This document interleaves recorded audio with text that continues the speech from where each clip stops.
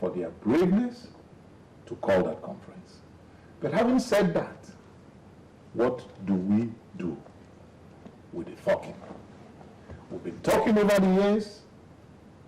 It is important that we listen to ourselves, because talking to and talking at, these are not the same thing. We've been talking at each other and we've been talking over each other all these years. And I'll tell you one thing.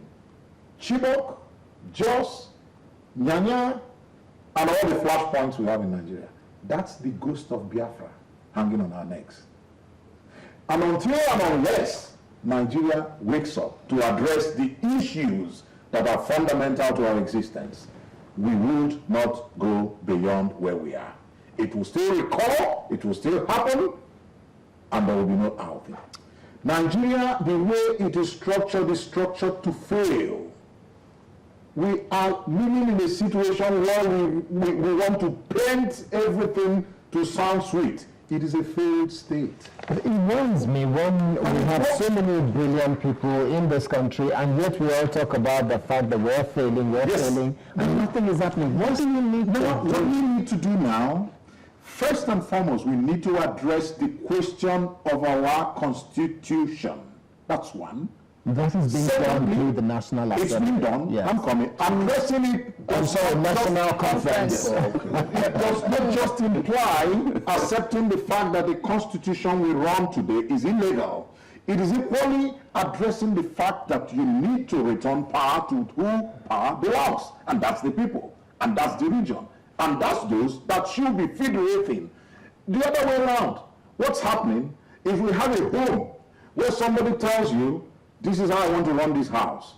And you're telling him, this thing, we've been on this road for 54 years, and we don't seem to be arriving where we should be. Let's get back and find our way back to salvation. And the only way to save Nigeria is not just to allow this conference to go on, but allow this conference to arrive at agreed decisions, put it to a referendum if you are in doubt, if that's what the people want. And that way, Nigeria will begin to rediscover its soul. And if it doesn't, it's not a crime. And it's not a calamity.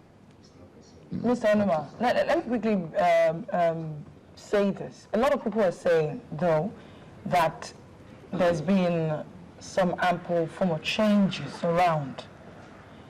They have also attributed the change to the fact that if you step on a mine, that we've been sitting on a mine, and you know what it is when you've been sitting on it for so long and you make a little move, it will explode. And that's what we're having now, that the changes that seem to be taking place is what is driving all of this madness right now. Well, I agree with you, we are sitting on a powder keg, on a mine. We've been on it from the time the war ended. We've been on it when our leaders went to Accra to agree on how to bring Nigeria back to where it was. We've been on it since one man decided that a village called Odi should no more exist. We've been on it since all the killings in our streets. And I tell you what, the solution is quite simple. It's glaring us in the face. Between Nigeria and Nigerians, we must reverse it. Nigerians owe Nigeria. It is not the other way around. It is not the 1% that dictate today that owe this country. This country belongs to the people. And I suggest seriously to those in power that they should not take what's going on at the national conference as if it is just a waste of time. This may be the last chance Nigeria has in correcting all the ills that have been facing us. Because if, for example, you have a little home with a wife, a husband, and children, and every day things continue to deteriorate, and you people fail to sit down and ask yourself, why are we having leaking roofs? Why is the door constantly not closed? And like I was telling my friend, it is like your megad, who you employed, telling you when and how to lock your door when you want to go to bed. That's what is happening in Nigeria. Where the center is dictating to everybody. The word is dictate, not even lead. Because it should be the other way around. The center should be leading and not dictating. And Nigeria has been dictated for 54 years. We've been on the wrong path. And I think any little shift beyond where we are, we will strain. I don't use the word army, police, and all. I say service chiefs. Well, the changes, yes. The changes we are seeing are cosmetic. And as long as I'm concerned, you cannot continue every year on an anniversary of a burial to paint the grave and think it will do any good to what's inside the grave. That's what we've been whitewashing the grave, and the truth of the matter, it still remains a grave. And what is inside the grave is a corpse. You don't decorate a grave. And we have been doing that, pretending that things are normal. Because people are dying in the north today, and there is relative calm in Lagos, relative calm in the south, and we think it can reverse. One snap, and it will reverse. And that's the danger. You know, we talking about the national conference. Kalu was one of the people that worked in the back room of the 2005 Obasanjo conference. BC and I were part of PRONACO, that same period. Parallel conference. The parallel conference, the People's Conference. The People's Conference. We kept on clamoring for this conference, the present conference going on. But there are certain signs now appearing to show that we may still be doing things the wrong way. 2 days ago, I think it was your committee that produced the report of the land use. Okay. They submitted it to vote.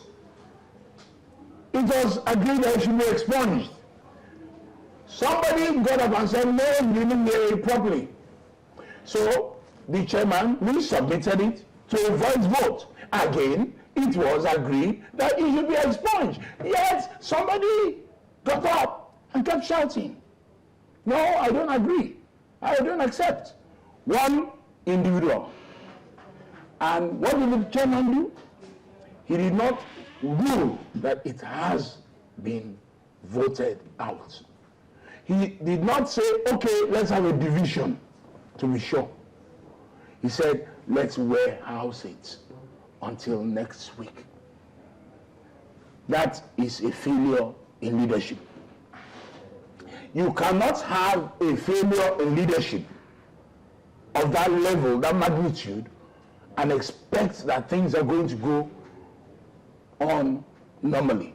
It has got to a point where now I am seeing social media showing photographs of my friend Governor Fashola holding a hashtag saying, give us Oduduwa Republic. I don't know if you've seen it.